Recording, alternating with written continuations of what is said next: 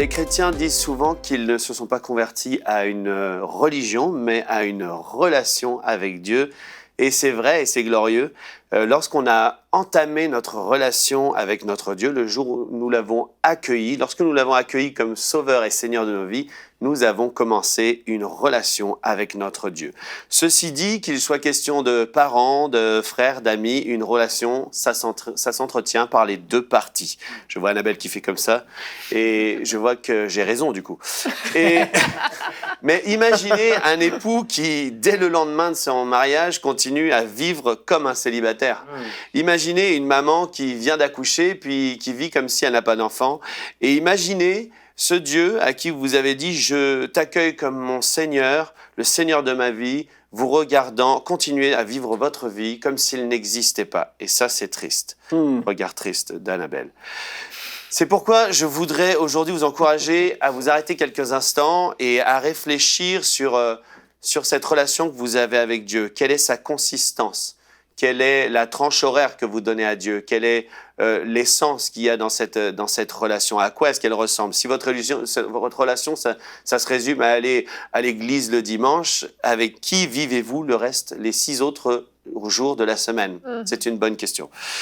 Et nous vivons souvent, soit par manque de connaissances, ou soit par négligence. Et aujourd'hui, c'est un peu le thème qu'on aborde, c'est que cette relation, elle s'entretient. Et donc, si on néglige notre relation, on vit en dessous des privilèges glorieux que nous avons en Jésus-Christ. Éphésiens 2, 18 nous dit « Car par lui, nous avons les uns et les autres accès auprès du Père ». Ça, c'est vraiment merveilleux. On a un accès libre. Dieu nous attend. Dieu espère nous voir aujourd'hui. Dieu nous attend. Il attend qu'on vienne parler avec lui.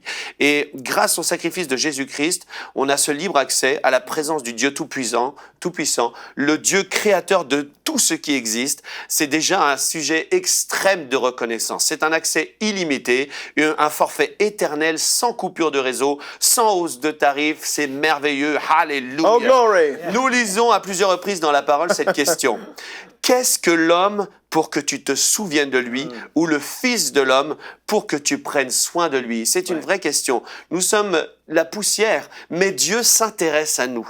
Il a placé son regard sur nous. Lorsqu'il a créé l'homme, il avait établi dans son agenda non seulement d'avoir constamment les yeux sur nous, mais aussi de venir visiter l'homme tous les jours de sa vie. C'est merveilleux.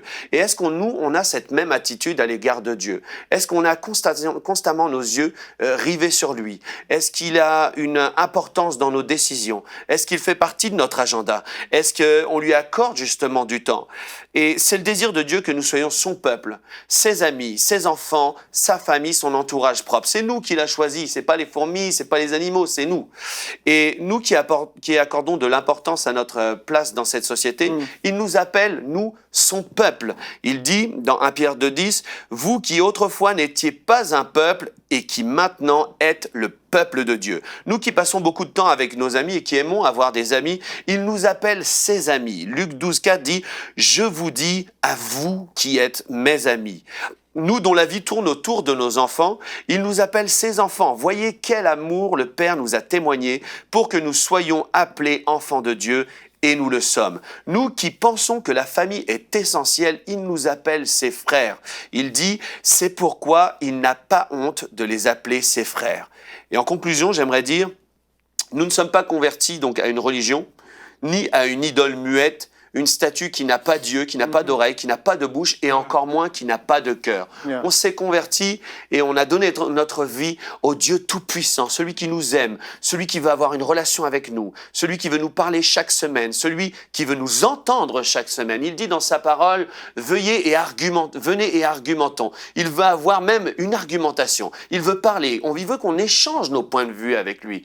Est-ce que c'est aujourd'hui le cas dans votre vie? Ou bien est-ce que vous attendez dimanche juste pour aller prier, chanter un peu de louange, entendre un peu la parole de Dieu et puis continuer tout le reste de votre vie? Je vous encourage aujourd'hui à privilégier cette relation que vous avez. C'est tellement important.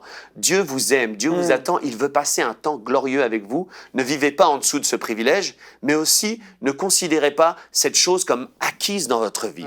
Considérez que c'est une grâce. Nous avons un accès auprès du Père par le sang versé de Jésus-Christ et c'est glorieux. Amen.